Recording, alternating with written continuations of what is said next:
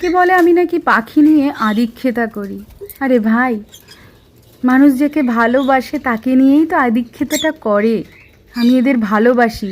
এরা তোমাদের কাছে হতে পারে পাখি, আমার কাছে আমার সন্তানের মতন। তাই আমি এদের নিয়ে আদিক্ষেতা করি। অনেকে বলে আমি নাকি এদেরকে খাঁচায় বন্দি করে রেখেছি। সন্তান যদি অবুঝ থাকে তাহলে কি মা সেই সন্তানকে রাস্তায় একা ছেড়ে দেয়? আমার এই সব বেবিরা, এরা সব অবুঝ। এরা দুনিয়াদারি বোঝে না। এরা জানে না বাইরে কিভাবে খুঁটে খেতে হয়। আর তাছাড়া এরা যদি বাইরে আমি যদি ছেড়ে দিই, এরা উড়ে যাবে, কাক ধাওয়া করবে, এদের মেরে ফেলবে।